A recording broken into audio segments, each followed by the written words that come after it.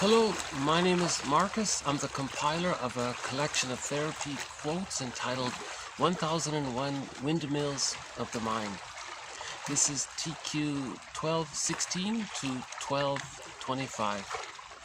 Therapy quote number 1216. Biological birth precedes the psychological birth. There is a process of psychological labor toward it. So this is one of the threads that runs throughout the series. So again, there are roughly 20 to 30 threads that run throughout the series, 1001 Windmills of the Mind. So TQs 1 to TQ 1001 represent the core collection, and all of the quotes beyond 1001 are the bonus quotes. But the bonus quotes build and add to the core collection, and we've even started a couple of new threads in the bonus material. And the bonus quotes are included with the collection. So if anybody would like to have the complete collection, it'll include the bonus quotes. And one of the threads throughout the entire series is Margaret Mahler's idea that with the biological birth, that the psychological birth of the child doesn't take place at that time, that it happens a little bit later on, roughly at the age of 3. And she describes a process, kind of a psychological labor. So just as there was labor in delivering the baby biologically, there's now another labor she calls the separation individuation process. And this process has roughly 4 subphases. So the first subphase is symbiosis, meaning that humans come out of the womb or uterus too early, so when the baby does come out in his biological birth, he still thinks he's in the womb. So the mother holds the baby warmly and safely, and the baby still thinks he's in the womb, actually. That's the theory. That's called the stage of symbiosis. The baby doesn't know where he ends and his mother begins. He has no sense of him being a separate person from his mother. And the theory is even that this otherness is an extension of the baby. The baby thinks it's all about him. He has a wish, it gets met. He has a need, a thought, he makes a gesture, it gets met. He thinks it's all about him. Sound familiar? That's the narcissistic pattern. They're entitled, they're so important, and so on. So the idea is that in the womb, we imagine if the unborn child were to have thoughts about his experience, we imagine it's as if he were to think that he were like a little god. He has a wish, and it just gets met. Now, in the extended womb, during the stage of symbiosis, the first subphase, that sort of continues in the extended womb. He has a wish, the mother's attuned, the mother's bonded to her child, so she understands when the baby's hungry or uncomfortable, and the mother provides the comfort and the soothing. And the child thinks he created it. Just like in the womb, it was all about him and he just creates it. Right? But that's a necessary stage, of course. So let's talk about the ideal situation called the good enough mothering. An awkward phrase, but it's very popular throughout the psychoanalytic perspective. The mother just needs to be good enough. She doesn't have to be perfect. Meaning the loving memories or the times when the mother is maternally available and offers her maternal supplies, her maternal love to the child as the child needs it, more times than when she's unavailable, that's good enough. So the love outweighs the disappointment. The child can handle that. So then, after the stage of symbiosis, beginning at roughly around the age of 3 months, the child begins to start to hatch out of the egg, the symbiotic egg. So we're talking about the psychological birth. So we had the physical birth from the womb, and the baby metaphorically hatched out, came out of his mother's belly. his womb, her uterus. And then now we're talking about the psychological birth. So in the psychological birth, the baby's in this other egg. This other womb is a psychological, it's invisible, and this invisibility, the theory is, it's the symbiosis of the baby still thinking he's fused with the mother. Now at 3 months, the baby gets inklings that there's this other, that mother is this person, and he's a person separate from her. So now he begins to hatch out. Now this hatching out process is not like the biological birth that happens in a minute. This hatching out takes over 2.5 years. Right? So this hatching out process, this labor, the psychological labor, goes on from 3 months up to 36 months. Right? So that's called the stage of differentiation. He's differentiating himself, that he's different from his mother, that there's two people there. So the conclusion is, at 36 months, the baby gets that his mother is a person and he's a person, and they're separate, and she's okay and he's okay. That's called whole object relations. So to get to whole object relations, first the child needs to get his symbiotic needs met. That fusion period, those first 3 months of fusion, the baby needs to get his symbiotic needs met, just like the baby in the womb needed to get all of his needs met. Now in the womb, it was easy for the mother to meet all of the baby's needs. It happened automatically. The mother didn't even really need to think too much about it. But in the extended womb, now the mother has to be present. She has to welcome the baby. She has to regard the baby as a person with feelings and needs, and respect that the baby still needs this extended womb period. Okay? Now, if the baby doesn't get his symbiotic needs met, or if he hatches prematurely out of that symbiotic egg, that can lead to the hostile provocative attachment style. So the bullied pattern, or the hostile provocative attachment style, these are the ones who are aggressive in their provocative behavior to try to communicate that when they were a baby, they didn't get their symbiotic needs met.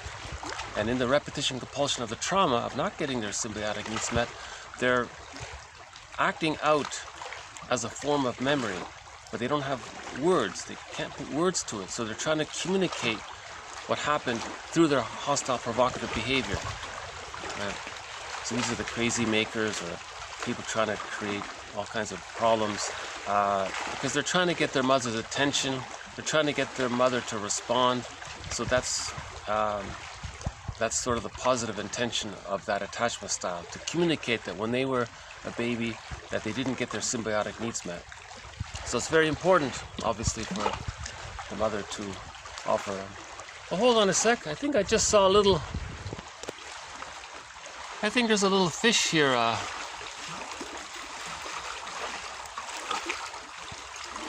You know, I just saw this tiny little fish jump. Might have been just like a little minnow or something, but no, okay.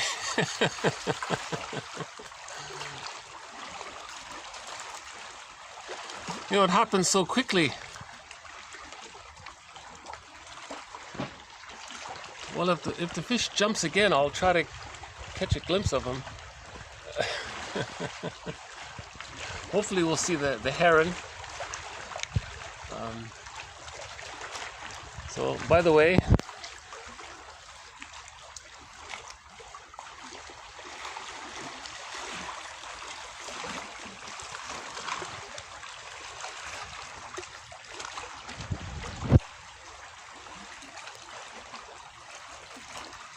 the companion animals in this series are the heron, the mosquito, and when I'm indoors, it's the blue jay, the fox, and the crow.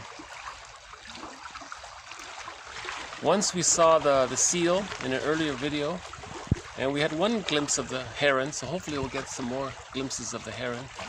Very sensitive, beautiful birds.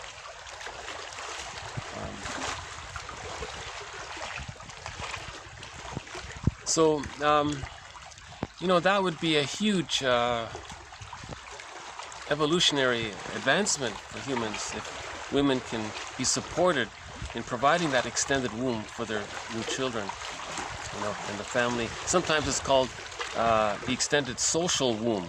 meaning that the father and the environment can help support the mother, provide that basic 3 months. I think it's just a crow, I guess.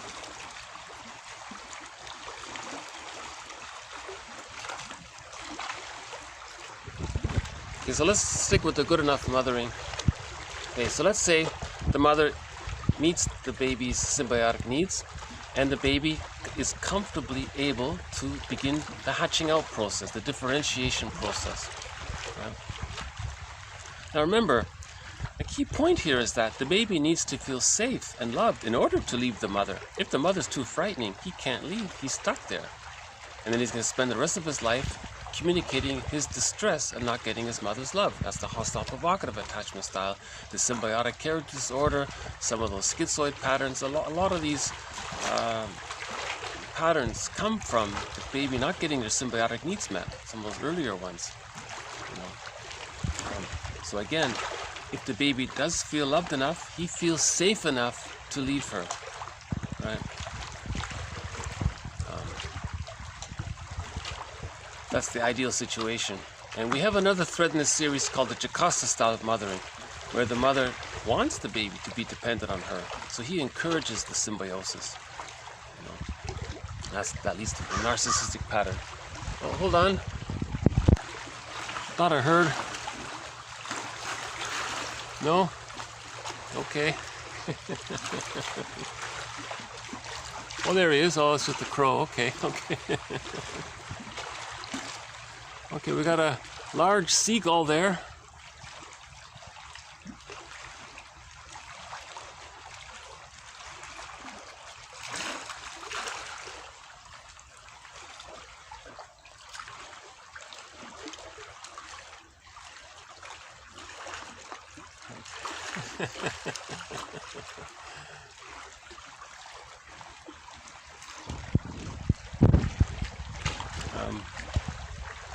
Okay, so let's say the child gets his extended womb needs met.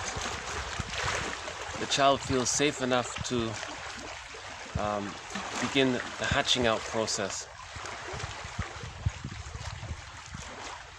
Now I'm thinking maybe that wasn't a fish. Maybe it was just the waves sort of flapping around, or maybe it was a shadow, or I'm not sure what it was. But there is a lot of sort of little birds flying around.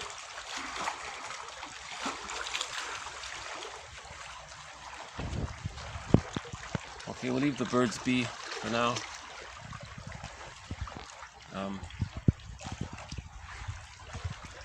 Okay, so let's say the baby feels safe enough to differentiate.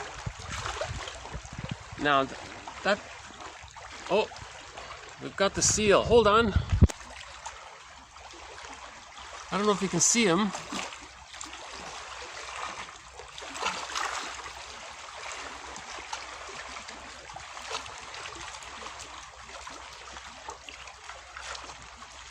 Yeah, that's you can see his head and I guess his back, but not the full. Looks like he has some seaweed on him or something. Oh, there he's gone. Well, not a clear glimpse, but hopefully we'll get a better glimpse later on.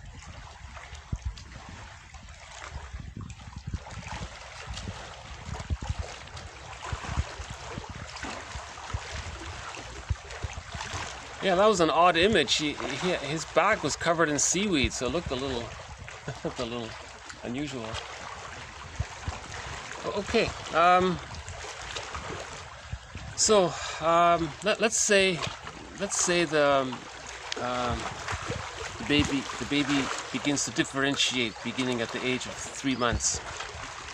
So that's the first part of the stage of the differentiation process. Okay. Now, from about, this goes on from 3 months to let's just say 7 months. Now from 7 months, to 15 months, there's what's called the practicing subphase. In the practicing subphase, now the child has locomotion, he can move around, he can run around, but psychologically, he still thinks the world is his oyster. He still thinks it's all about him, everything around him serves his needs. It's as if he's still in that extended womb psychologically, although biologically, he cognitively understands maybe that there's a separation there, but emotionally, psychologically, the theory is he still thinks it's all about him, everything's there to serve him, meet his needs, and that's okay. That's the natural development. That's called the practicing subphase. He's practicing leaving his mother psychologically and becoming his own person. He's practicing. Okay. Now, if arrested development takes place there, right, between 7 months and 15 months, that's the narcissistic pattern. They're stuck in the fusion with the mother. You see? Now, we have a quote coming up on identification with the aggressor. And in that quote, also one of the threads in this series, it's too painful for the child to constantly feel rejected, to not get enough love, to leave the mother. Remember, the baby needs to feel that he's receiving enough love, that he's getting enough love to leave her. And if he's not getting that, he interprets mother's unavailability as a rejection, as a criticism, as a belittlement, that the mother is excusing him, the mother's exploiting him, impinging upon him, engulfing him. That's way too painful. A lot of mental pain, psychic pain, emotional pain. The baby can't handle that. Okay. Now, a couple of things happen at this point. Number one, another thread in this series is called the moral defense. The baby thinks he has to bond to his mother, but she's so frightening and frustrating. So the baby takes it upon himself that he's no good and she's good. Okay? So the baby thinks, I'm not okay, mother's okay. But if this goes on too much, there's what's called identification with the aggressor. The baby gives up, he identifies with the aggressor, he becomes like the mother, and then he himself is the devalued self, which he later on projects onto others, and that's the I'm okay, you're not okay position, meaning he wasn't okay, but he projects himself onto others. So he projects his wounded inner child onto non-threatening substitute others, and then says they're not okay because they represent himself, the wounded, unloved child. So anybody who's vulnerable or has a disability or a disadvantage, he says, oh, they're not okay. He's talking about himself in his mother's voice. His mother's saying that to him. Now he's the mother, he's saying that to himself, and then he says that to others to say what his mother said to him. That's called a negative magic gesture. Edmund Bergman calls that a negative magic gesture. He's trying to communicate what he didn't want his mother to say to him. But the mother did say to him through her behavior that the baby interprets what the mother is saying to him as if the mother is saying, sorry baby, we don't welcome you or love you or accept you, you're no good, etc. And all those devaluing statements. The baby interprets, we imagine the baby thinks in those thoughts if the mother is not offering her love to help the baby differentiate from her, the baby has all of these negative thoughts.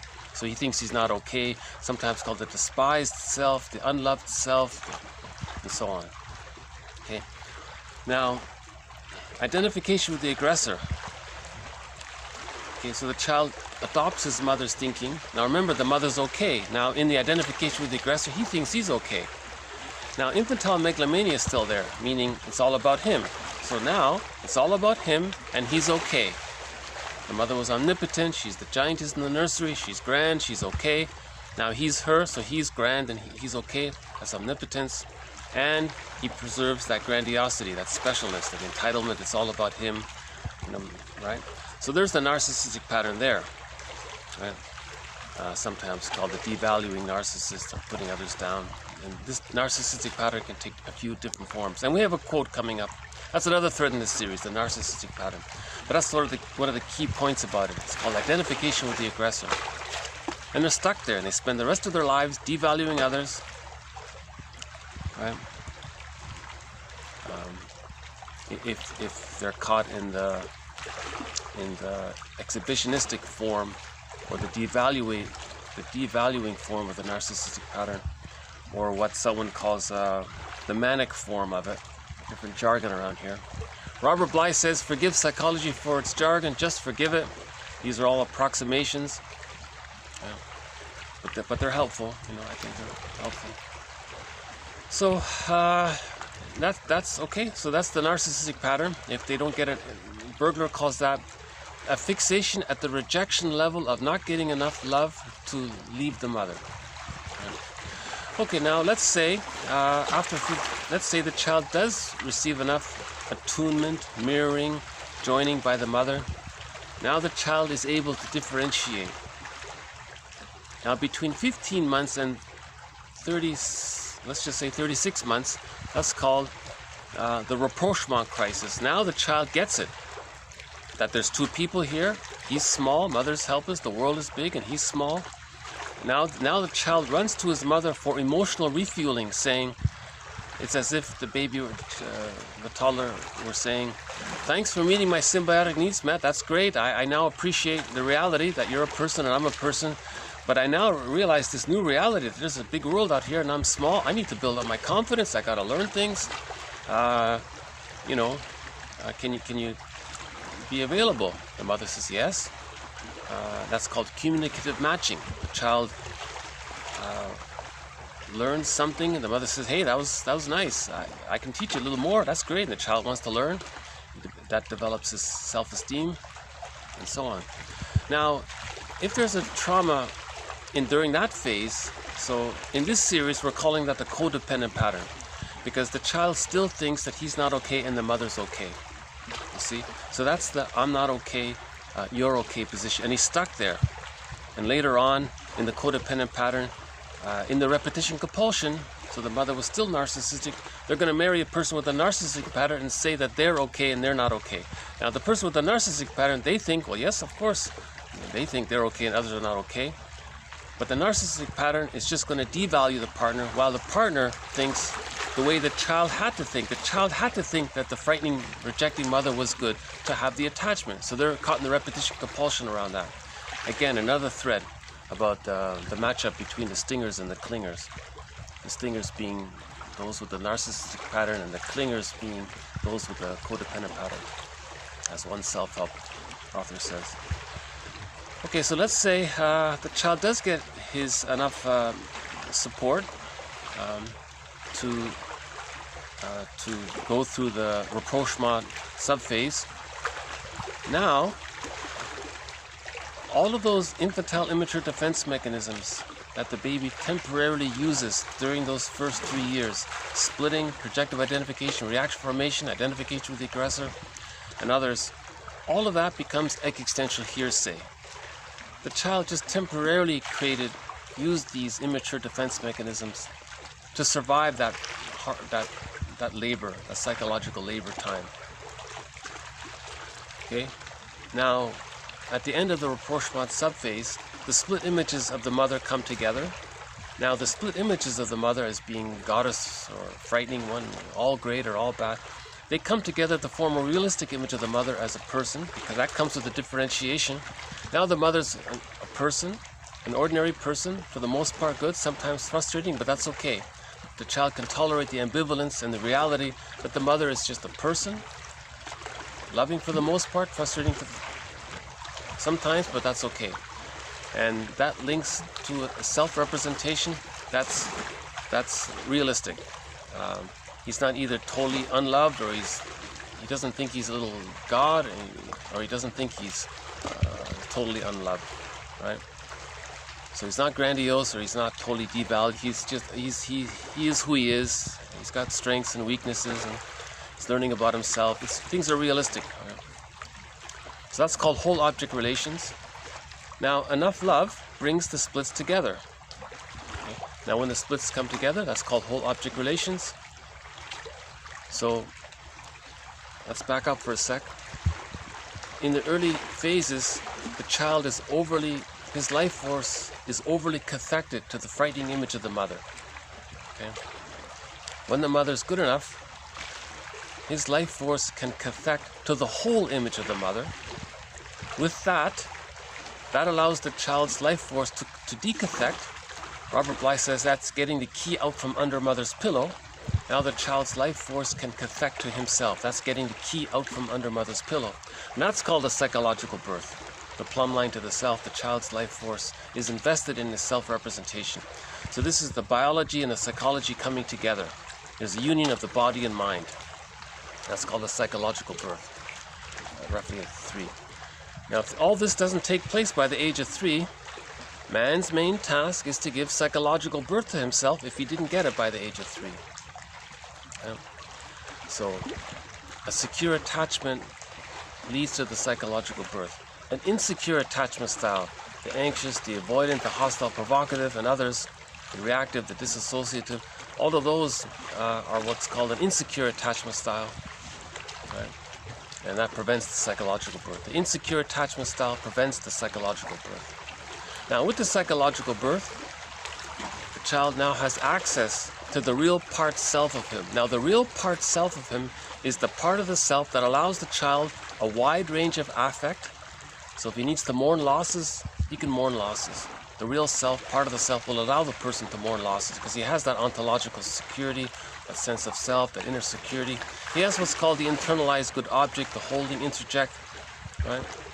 The real self, part of the self, allows the person aliveness of affect. So he can feel the inexhaustible, the serene, inexhaustible fullness of being. He can feel joy. He can feel joy. He can feel spontaneity, playfulness. In relationships, he doesn't have these, another seagull. In relationships, he doesn't have these exaggerated fears of abandonment, engulfment.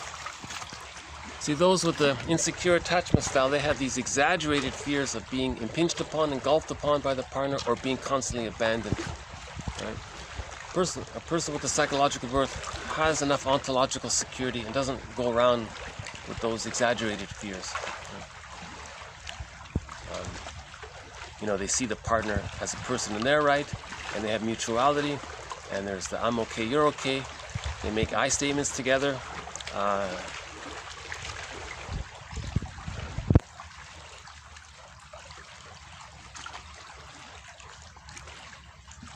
The real self, part of the self, allows the person to know their unique individual wishes, their uniqueness. The real self, part of the self, allows the person to activate their unique wishes. That's called self-activation. They feel that it's okay to express their unique self and be who they uniquely are. And they don't feel afraid that their mother in their mind is going to reject them because they got enough love. The memory is the mother supports them. Right? Not on the condition of being attached to them. The mother supports their autonomy. Selani gives the example that sometimes there's a split. Sometimes during the separation individuation process, the mother makes a deal with the child. The mother says, I'll support your academic studies and your career on the condition you stay psychologically fused with me. Right? And so there's a split there. So the child ends up becoming a scientist, but he's still a mama's boy. So Selani explains that in his book, Fairbairn's Object Relations Theory. A very good book, David Selani's book. Okay, so that's one of. So we're just adding to our thread here on the idea of the psychological birth. Okay, as just mentioned a moment ago, another thread in this series is identification with the aggressor. So TQ 1217. The mode of defense, which is typically organized to cope with harsh, threatening parental discipline, is referred to as identification with the aggressor. The anxious child signals by his actions a feeling which may be translated as, quote, I'll be like you if you love me. The hatred felt is turned outward, is readily expressed against all those who seem to represent what one must deny in oneself. At the same time, an unreflected glorification and idealization of the parental figures is expressed. Okay, so that's one way of describing identification with the aggressor defense mechanism to the child. So we had the title of that self-help book. The baby asks the mother, do I have to give up me to be loved by you? This elaborates, is okay, I'll be just like you. I'll be you. Okay, the mother says okay. Now, his devalued, unloved self, he has anger towards that because he's the mother who had anger towards him being unlovable from the baby's interpretation of the mother's maternal unavailability. The baby thinks he was devalued and unlovable. So now the mother's hatred, again, the baby's interpretation that the mother hated the child, now in identification with the aggressor, he now hates himself. But he projects that hatred onto non-threatening substitute others, and anyone who's safe to do so, a peaceful person, a nice person, or whatever, or a vulnerable person, or anyone, doesn't matter, he now hates them to communicate that his mother hated him. That's the negative magic gesture. So prejudice comes from there, right? When someone has strong negative feelings about someone else, okay, projection, prejudice, that's confession of what happened in the nursery. Burglar says, as usual, the answer is in the nursery. Look to the nursery. Okay, the next one here. So we started a new thread in this series, in the bonus material, on the psychology of religion. The reason this new thread was started, just quickly again, the context for it was that one of the threads in this series is the psychology of prejudice. But one quote, maybe about 2 weeks ago, he said, "You're being too one-sided." Yes, prejudice comes from the splitting defense mechanism, repression, projection, projective identification, rationalization, because that's the psychic structure and it's painful to have all those unloved memories, so you project it out and so on. So we elaborated on that. So splitting and projection basically from the trauma lead to projection. But he said, you got to look at the social factors too. So the social factors, he said, what if there's an economic system called, he called it pillage. In other words, in order to pillage, you need poverty, but how do you create poverty? Poverty is man-made, he said. How do you create that? You need people with a prejudiced personality. So you want to condition people to be prejudiced, because if they're prejudiced, then they're going to project either their own wounded, devalued self onto others and say they're bad, or they're going to identify with the aggressor and do to others what his mother did to him. That's the prejudiced personality. Klein calls that the paranoid schizoid position, splitting projective identification. Now he said, if the economic system is one of plunder, pillage, short selling, whatever you want to call it, in one song, Jackson Browne and Bruce Cockburn sing a song. There's a line in it that says, secret sponsors place their bids, to talk about short selling, this kind of, this way of, so that's the pillage, right? People invest to plunder, they pool their money together to plunder, and it's called short selling. Secret sponsors place their bids. So look up Bruce Cockburn and Jackson Browne, the song they sang together. They did a cover song from another band by so let's just keep it simple. Let's just call it short selling or pillage, global pillage. So the global pillage requires the prejudiced personality. So then we had, then from that we have the school system. Okay, so we have quotes from Jane Elliott. The work of Jane Elliott has won a Golden Windmills of the Mind Award. Okay, we had quotes about the magazines that teach mothers or that encourage mothers to don't breastfeed. They say use the bottle in the schedule. Well, that's going to create the prejudiced personality. Okay. We had a few quotes already about how religion promotes repression. Now, repression promotes splitting. Splitting promotes projection. Projection is involved in prejudice.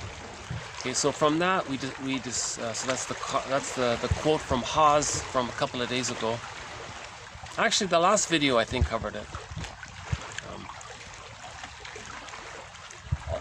Not all of the quotes on the psychology of religion will be posted in the videos, but they're in the collection. If you order the collection, all of the quotes on the psychoanalytic point of view of religion are in the collection, but not all of them will be posted in the YouTube videos. So, okay, so again, Haas was saying that, you know, rituals long ago are spiritual. They just deal with anxiety or celebrate life. But then when the plunder system came along, they thought, well, we can convert spirituality into religion by giving them dogma and creed and repression. And with repression, that's splitting, that leads to projection. And then religion became a tool to create poverty. Right? So religion was a tool for the economic system of creating poverty, right? So then from there we decided, okay, yes, let's start this thread on the psychology of religion. There's a lot to it. There's a lot of material about it. You know, it's overly simplistic just to say it keeps people like children.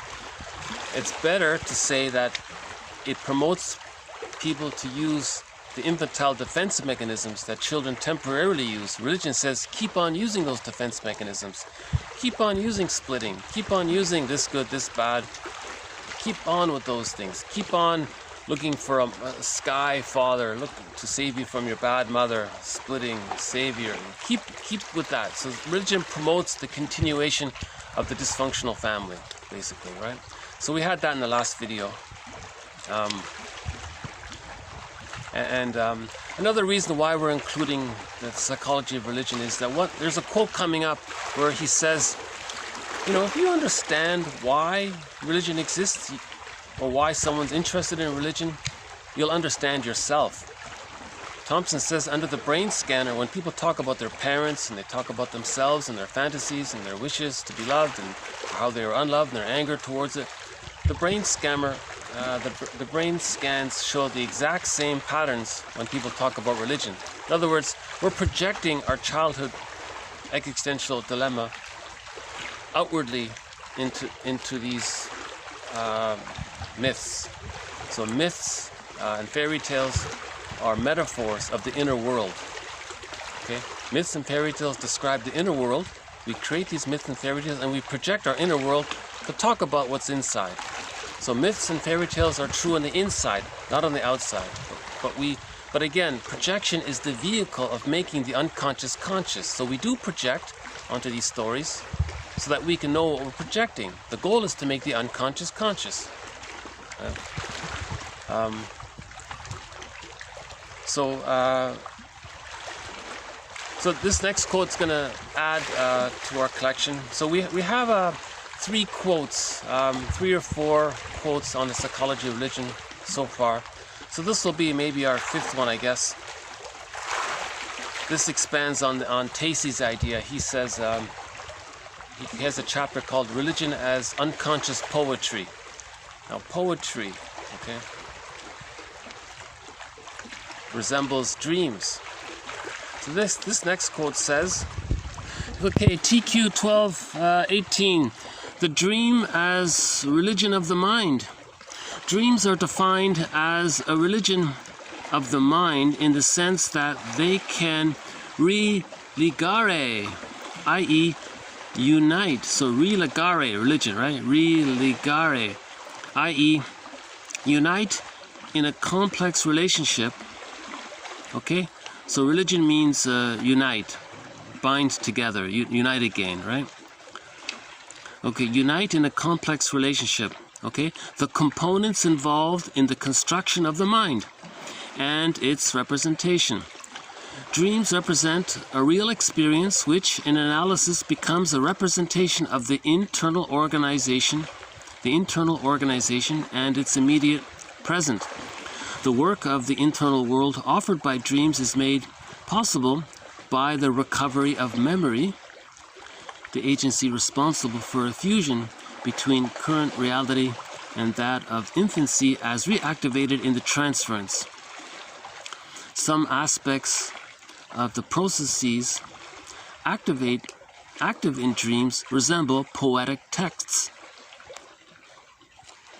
In other words, you want to start a religion, take out your dream journal, see how it's sort of poetic, and you got it. That's his idea there. So in the dream, things are trying to come together. The psyche seeks healing. There's condensation. There's displacement. So the dream is a process to try to heal and try to process things. Well, let's project all that into our myths and fairy tales. Okay, so he's calling dreams are the religion of the mind. Interesting phrase. Right. Okay, I'll just leave it. I'll leave that. So this one will be posted below. So I'll leave that one there. Something to think about, you know.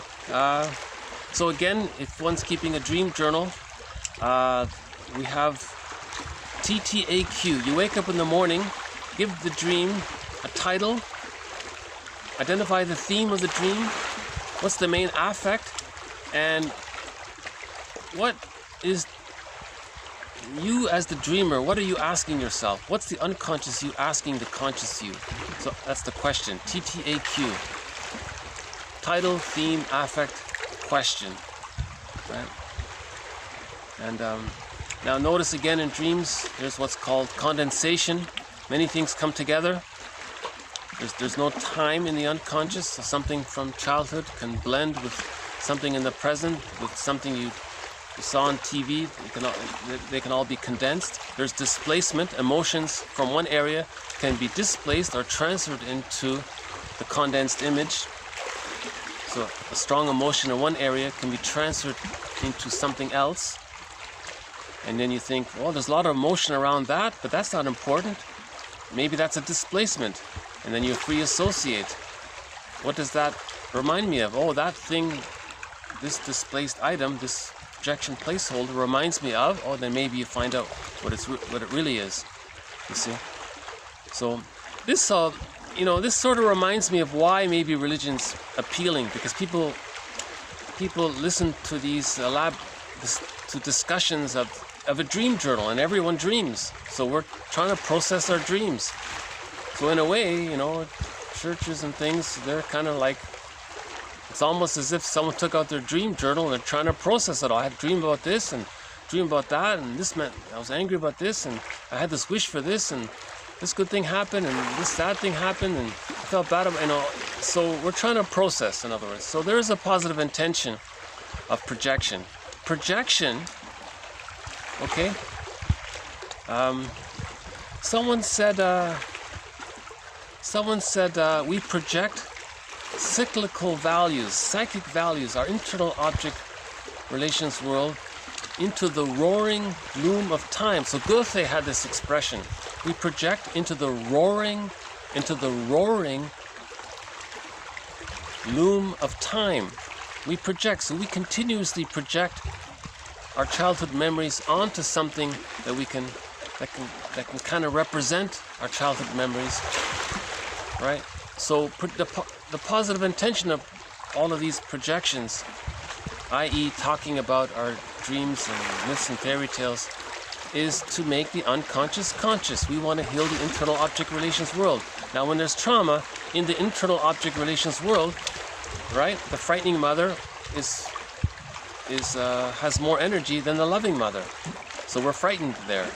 And the loving mother, okay, there's the goddess, is separated from the frightening mother, who is intense. So there's a splitting defense mechanism. We want to bring these two images of the mother, who's one person. The actual mother was one person. But in the unconscious, there are two people. It's a goddess or demon. So we want to bring these two mythological god-demon creatures together to form one human, which was the reality. Mother was one human. But in our unconscious, we're thinking differently. So Klein says we live in two worlds. This internal object relations world, okay, as described by Fairbairn, called the endopsychic structure. Okay, memories of the loving mother clustered together around the theme of loving mother. And we imagine in a fairy tale that'd be like a goddess or a good fairy godmother, okay, relating to the loved child. Then you got the part of the mother that supports your growth, linked to a part self-representation that feels supported. We've got an enticing mother who's alluring, linked to the part self that's enticed and has full of hope to get their needs met. But then there's the rejecting mother. So the enticing and the rejecting often go together. Fairbairn says the enticing mother and the rejecting mother are basically the same bad mother, right? So a lot of times when the baby thought he was going to get his needs met. Oh, hold on a sec. I just needed to create some excuse to turn the camera to scratch away a mosquito. One of the companion animals. So Fairbairn says the rejecting mother is subsplit into the enticing mother and the rejecting mother. So he says, no, the bad mother is subsplit into enticing, tantalizing, and then the rejecting, linked to part self-representation that was unloved. So we've got 8 characters in this internal object relations world. Loving mother, loved self, let's say the therapy other, the supportive other, the supported self, the enticing other, the enticed self, the rejecting other, the reject self. Now each of these characters, they have like a little mind of their own from the unconscious ego, subsplits, and gives each of these 8 characters their little mind. Now they're relating down there. Now the unconscious ego projects these 8 characters outwardly, so we can know what's going on inward, so we can heal the splits. We want the internal object relations world to be harmonious, meaning whole object relations. Right? Hold on a sec. Okay. I think, so whenever I do that, I'm scratching a mosquito, right? Okay. Okay. Okay, so I'll just leave it there. So,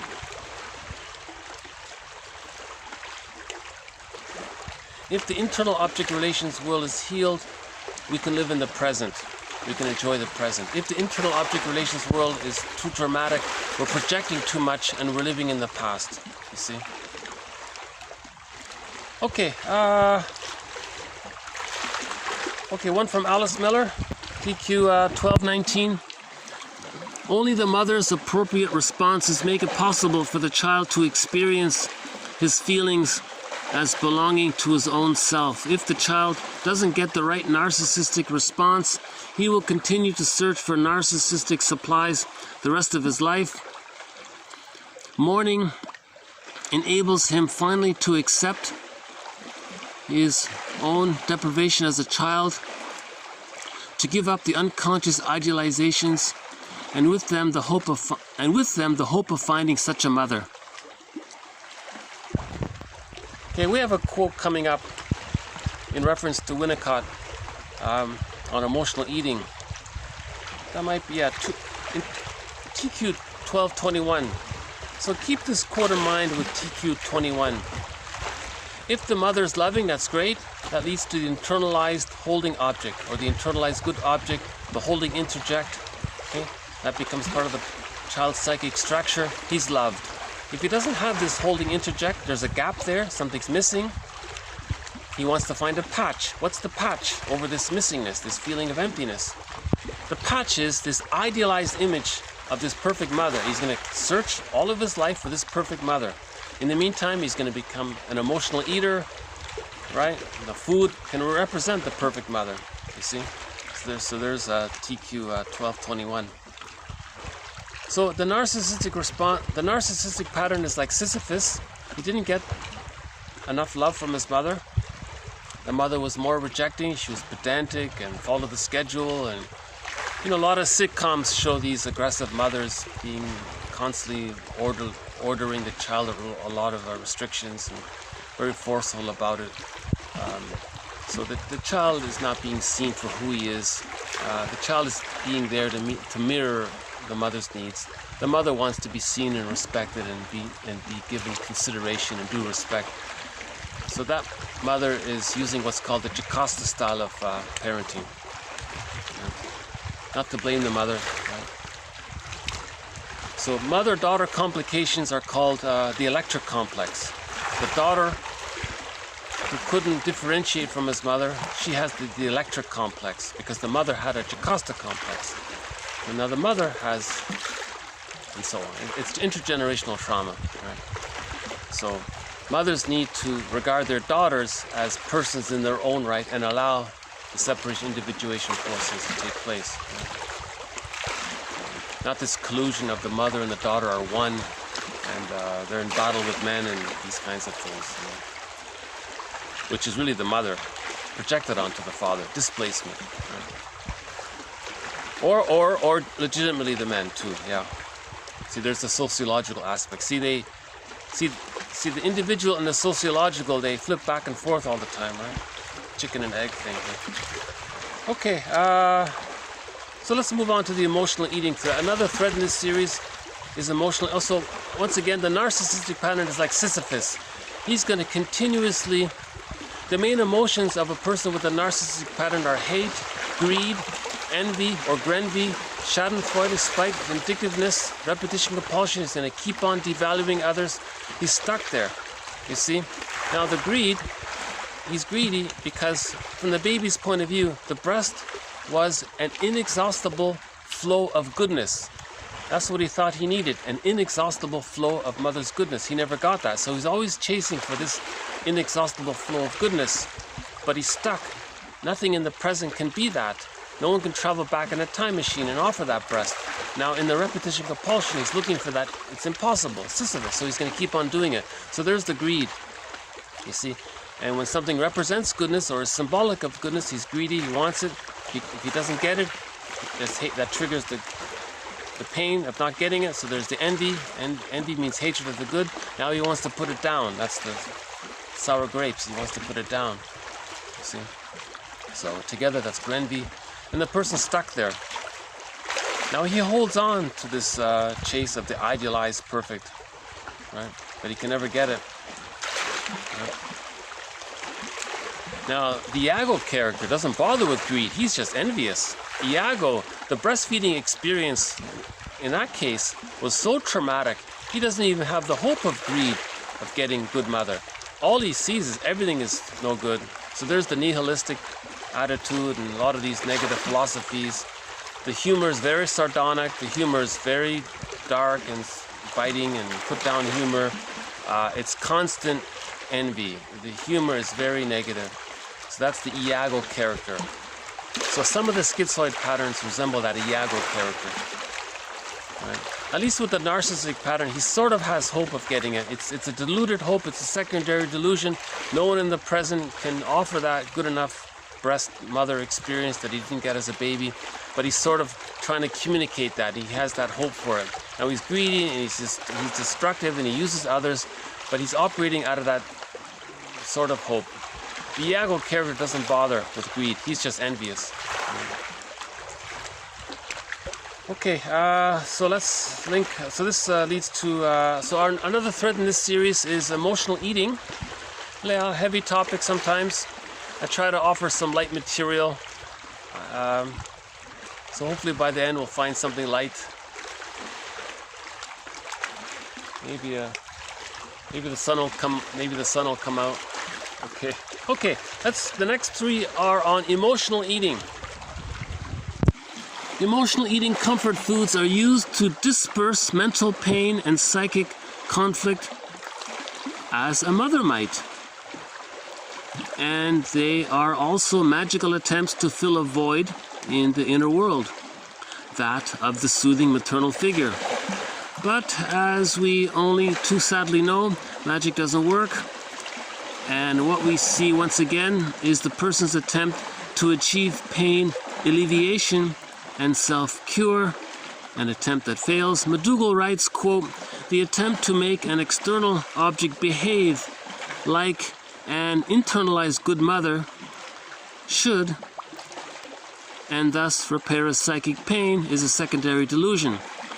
There is an attempt to make comfort food in the external world do duty for symbolic mother, which is absent or damaged in the internal world. The emotional eating then is doomed to endless repetition and addictive-like attachment to the chocolate cookies." Or whatever it is, or fill in the blank, right? So there's meant to be an internalized good object in the psychic structure, meaning a cluster of memories where the baby was loved enough, good enough. That's the internalized good object. Now if that's missing, what can be a symbol of the good mother? Okay, the food. But the food cannot genuinely provide genuine loved memories from the mother back in babyhood time. It can't recreate that. But the person is stuck in this the theory is the baby still has magical thinking, so he thinks if he has this emotional eating, maybe he can get mother's love somehow. Because the baby was supposed to get mother's love, and sometimes he did get mother's love. And food is love, so he uses food to try to get that love, and he's in the Sisyphus dilemma, right? So emotional eating is Sisyphus. Again, remember Ulysses, the novel version of the Odyssey. In that hell scene, Ulysses saw this character rolling the boulder up the hill and up and down all again. That character was him. He was Sisyphus. You see, part of the healing journey is part of the psychological labor of giving psychological birth to ourselves is to realize that we are Sisyphus. What are we repeating over and over again? Okay, and you know, in pop culture, we hear this a lot in pop culture. Insanity is doing the same thing over and over again, expecting a different result. Right? So it's even entered into pop culture, the idea of Sisyphus. Right? Okay, another one on comfort food. Comfort food is particularly effective in temporarily reducing self-punitive stress. Emotional eaters may be subject to the lack of caring or criticism by the internal bad objects. The comfort food suggests early maternal misattunement, and the food represents a highly idealized good breast to defend against the rejecting punitive object. Winnicott distinguishes between authentic good object experience that serves the development of the ego and a compulsive fantasized good object that only serves to defend against bad objects. Emotional eating would represent experience with a compulsive fantasized good object. So if you just take away one sentence from that quote, it's that last one. Emotional eating would represent experience with a compulsive fantasized good object. Good object. Emotional eating would represent experience with a compulsive fantasized good object. Right? So you have this compulsive fantasy of this idealized love that's missing. You see? You know, another good reason we include emotional eating in this as a thread here is that Marion Woodman, you know, sort of the expert in this area, she says, if you can face emotional eating, if you can understand emotional eating, just like if you can understand religion, you can understand yourself. So those are two gateways to the psychological birth: understanding emotional eating and understanding the projection involved in religion, right? So those are two pathways to the psychological birth. Okay, one more on emotional eating. Every act of emotional eating is preceded by a feeling of overwhelming helplessness and powerlessness. Emotional eating attempts to address this helplessness.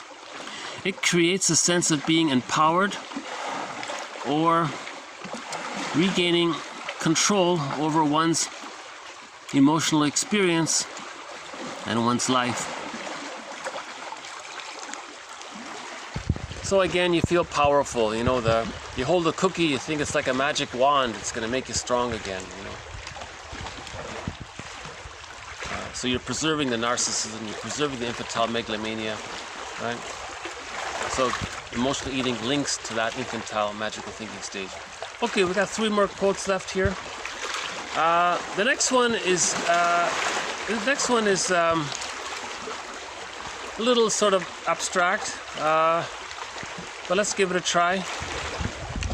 Okay, to avoid the anxiety that would be generated by genuine adult achievement, the client appears to behave like a child who must master adult competence without growing up, as if he were wearing the mask of childhood and then superimposing on it the mask of adulthood. There's the double mask, right? Another client, the imposter client, is capable of achievement only when he knows that he is secretly deceiving others. Okay, effective functioning without lying generates anxiety. Now his disturbance is much more severe than the aforementioned double mask one. So he had two clients, and his argument was they were both wearing double masks. He said the more benign one, the harmless or the childlike one, is that the person is afraid of self-activation. So let's talk about the codependent pattern. I think he's talking about the stinger and the clinger, to tell you the truth. So in the codependent pattern, the person still is still afraid of real self-activation, hasn't achieved a psychological birth. Okay, so there's still that child area. But in society, they have to function as an adult. So they're wearing the mask of an adult over the mask of still thinking that they have to be like the child in the fixation of the arrested development there. So he calls that the double mask of the codependent. So a person is trying to be... So when I saw this quote, Cassandra came to mind. She was the one who no one believed her. She would say these things. She was trying to be like an adult, but because she was still childlike, no one believed her. Now she was telling the truth, and then tragedy happened. No one believed her. So she was honest, but no one believes her because she's wearing all of these masks. She's wearing the mask of being a child. She doesn't need to be a child, but she's still acting like a child. That's mask number one. Now she's trying to behave like an adult as expected of her. That's mask number two. And then people don't believe her. That's the Cassandra complex. Many codependents are like that. A lot of people don't believe people who are emotional or codependent. Right? Now the narcissistic pattern, they've identified with the aggressor. Okay? Now their energy is doing to others what mother did to them. Now they think the mother deceived them, so now they deceive others. Now the imposter is deceiving others, and that's their identity. You see? So there's a double mask there. He's hiding that he's the wounded child. He's hiding that he's identified with the aggressor. So that's the mask. And now he's doing to others what his mother did to him. That's another mask.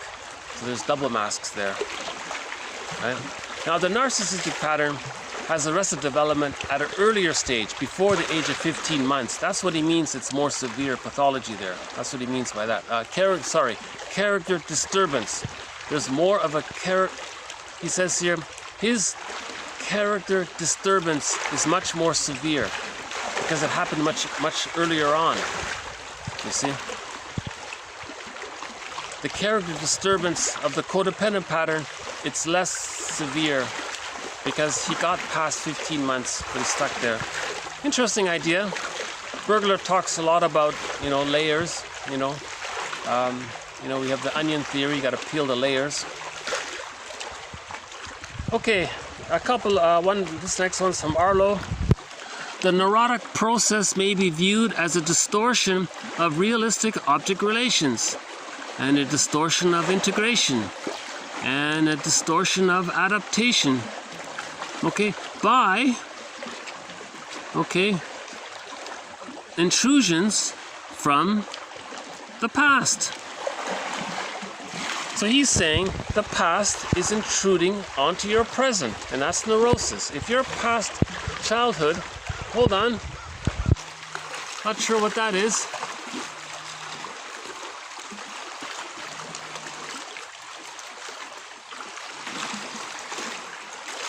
Some of these seagulls are so huge, I almost think they're like a heron, but no, that's not the heron.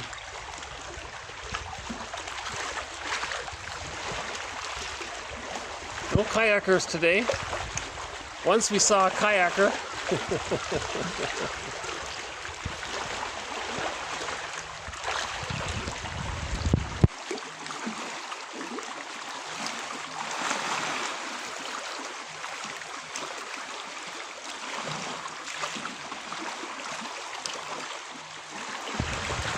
Okay, so that was a quick way of talking about neurosis. What's neurosis? Your internal object relations world is so active that the person's very own unconscious ego is projecting these 8 characters into the present. So there's too much projection going on. There's just too much transference and displacement going on. Again, projection is the vehicle of making the unconscious conscious. Or another way of saying it, projection is the vehicle by which the person's psyche is attempting to get the person's conscious ego to be aware of what their unconscious ego is telling them. In other words, to make the unconscious conscious. Okay, the last one here is from Ulanov. At an advanced point in treatment, the discontented client may himself sense the possibility of choosing freedom rather than slavery to his neurotic condition.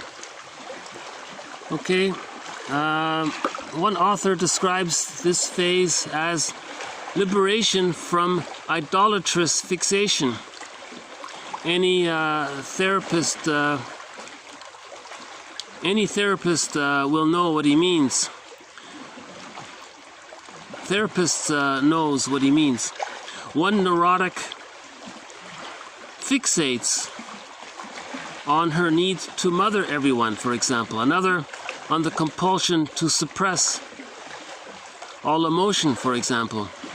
Whatever it is that's at the center of his neurotic profile. So what's at the center of the person's neurotic profile? What's his traumatic script? He's got to please everyone. He keeps on using the sweet lemons defense mechanism, thinking that he's not okay and others are okay. Or is his neurotic script or neurotic profile the narcissistic pattern, where he's exploiting, devaluing, using others to communicate that when he was a baby, that his mother did those things to him? What's his neurotic profile? Now Ulanov says that's idolatry. You're worshiping a false idol, right? So that's her metaphor of when people say you're worshiping a false idol. This idol is worshiping whatever it is that's at the center of the neurotic pattern, the neurotic profile. That's the false idol. Okay, that's Sisyphus activity. That's the false idol, right? That's what she means there. Ulanov, you know, she did a lot of work to try to explain how religion is a metaphor. At the same time, she's trying to preserve it. She's trying to do both things. She's trying to preserve the positive intention of religion as it being, maybe it could be as something spiritual. She's trying to capture that. At the same time, she's telling you it's all psychology, it's all projection. So Ulanovs did an interesting work around that. Okay, in other words, man's main task is to give psychological birth to himself, right? That's the spiritual journey. There's a spiritual labor involved, or there's a psychological labor involved in that, right? At midlife, this can take roughly 15 years. Robert Bly says it took him from 35 to 50. It can go from 40 to 55, or it can go from 60 to 75. It's not a fixed amount, but just ballpark. Many people say it's roughly 15, it could be 20. It's usually not shorter. Now, if I heard in one book, he said, if you have a therapist who is psychoanalytically trained and who has gone through it himself, he can help you in 2 years, 2 to 3 years maybe, you know. But you got to fly to New York, I think, for that or something. It's not in Canada, I can tell you that.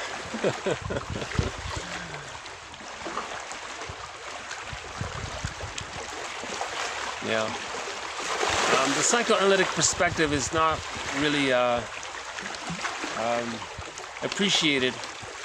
It was appreciated in the 50s, apparently.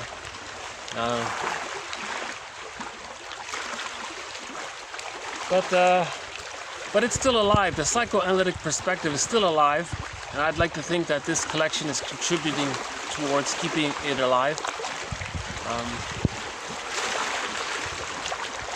Gregory Bauer has a collection of both called Wit and Wisdom in Psychoanalytic Psychotherapy. 1001 Windmills of the Mind is sort of an extension of his collection. But 1001 Windmills of the Mind, you know, includes a number of quotes that were made beyond 1990. Bauer's collection was published in 1990. Many of the quotes here are beyond 1990. And I like 1001 Windmills of the Mind very much because there are at least, maybe, let's just say 25 threads that run throughout this series. This is the only collection of quotes that has Edmund Bergler's material covered. This has the greatest number of quotes on projection, projective identification, reaction formation, splitting. Right. Masterson's work. So again, the 6 mentors for this series are James Masterson, Karen Horney, Edmund Bergler, William Fairbairn, Melody Klein, and Margaret Mahler. Robert Bly makes an occasional guest appearance. And all of these quotes are helping to build a cup, right? By that we mean to build our conscious ego, because we need enough of a conscious ego to be able to heal the splits, to face the unconscious ambivalence, to face the painful reality that the mother was more frustrating than loving, and we're in denial of it. Now, religion keeps you in denial of it. The purpose of religion is to keep you in denial that the mother was more frustrating than loving. Because if you're in denial of it, then you're going to project the rejecting mother onto others or identify with the frightening mother. You see, that leads to the prejudiced personality, and that fuels an economic system of plunder. Because to plunder, you need poverty. His euphemism was a pool of poorly paid workers. He meant poverty, right? And someone said half the population lives on $2 a day, and you hear about these horrible statistics. 30,000 people are perishing because of the poverty. So it's really something, you know, the shift towards global village is simultaneous, the shift towards healing the splits, and that leads to the tolerant personality. I'm okay, you're okay. So human evolution is I'm okay, you're okay. That's the natural course of events when the baby's loved enough. When the baby's loved enough, it's I'm okay, you're okay. Right? If a person can't make a simple I statement, they're stuck in that I'm not okay, you're okay, or I'm okay, you're not okay, or I'm not okay and you're not okay, and no one can even make an I statement. So that's another thread in this series on how to make an I statement. So the work of Marshall Rosenberg.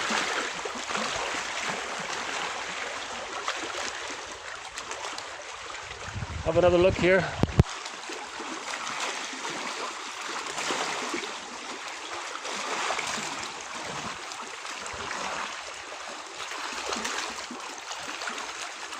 Oh, the sun is starting to...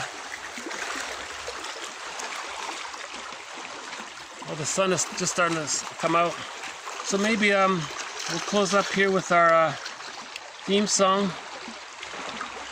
The theme song is Katja Epstein's rendition of the song Windmills of the Mind.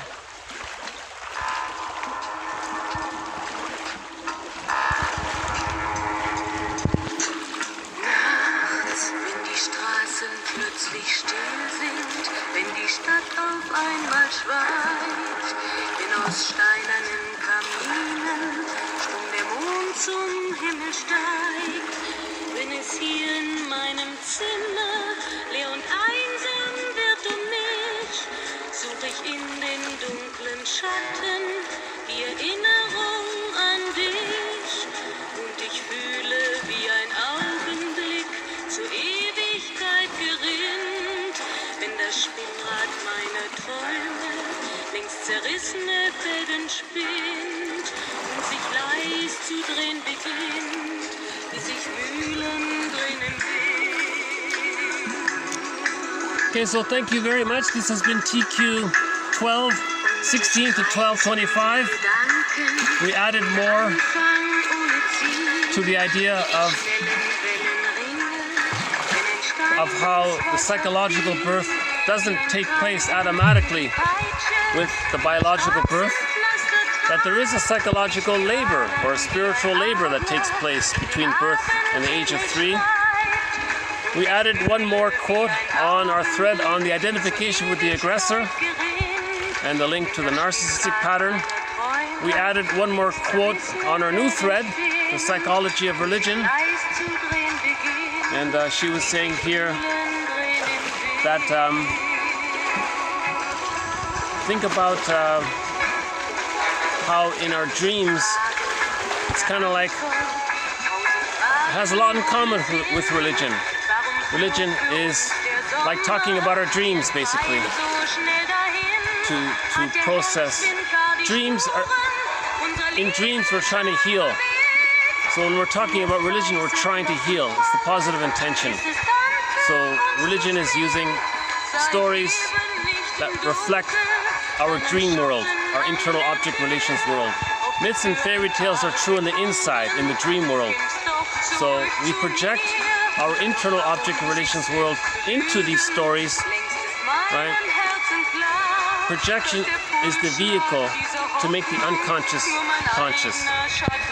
Okay, and we had that's a follow-up to Tacey's quote, dreams as unconscious poetry. So poetry is a similar thing. So poetry, dreams, fairy tales, myths, okay, they hold our projections, and projections help us. Still recording? Yeah, okay. And again, if we understand emotional eating, if we understand religion, we can understand ourselves. We added one from Alice Miller about the narcissistic pattern being like Sisyphus. Greed is Sisyphus. Being greedy is Sisyphus. It's endless, right? And we had 3 good quotes, I think, on emotional eating. So we really made some progress on this topic of emotional eating. The idea of this food being symbolic mother.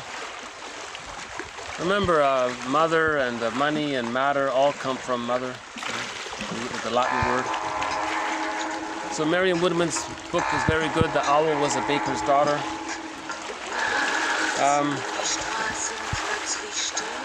Emotional eating represents not the good mother, but the compulsive fantasy of a good mother. The compulsive fantasy of a good mother. So that's a negative magic gesture. When the person is binge eating or compulsively eating chocolates and all that, Bergman says he's trying to communicate that when he was a baby, he wanted sweetness. He's trying to say that he wanted sweetness. So when he eats physical sweets, he's saying he wanted sweetness as a baby. Right? So it's a communication. Repetition, compulsion, acting out, it's a communication, right? Now, repetition is a form of memory, but we're not remembering with words. We're remembering through our actions. So now we translate our actions into words, right? So either we repeat and don't remember, or so either we act out and don't remember, or with the recognition that our actions is a form of memory. It's experimental recollection. We're trying to remember. Now we use our actions, the inference of it. What is it symbolic of? These actions are symbolic. What are they symbolic of? Emotional eating is symbolic of saying that we didn't get genuine mother's love, right? Okay, the magical thinking is involved with emotional eating. Okay, the idea of the double mask one, interesting idea. I'll leave it there. A summary of neurosis. Too much of your childhood memories is interfering in the present. That's a super quick, simple way of describing dysfunction. Too much of your childhood frightening memories are interfering into your present. And we ended here about the idea of an erotic profile, that at the center of it, it's like a metaphorical idol. Don't worship that idol. But in the unconscious repetition, the metaphors were worshiping a false idol.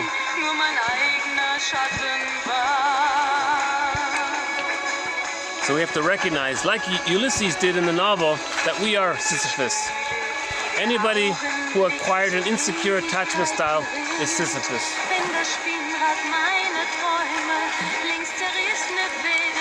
Okay, thank you very much. This has been TQ 12, 16 to 12, 25.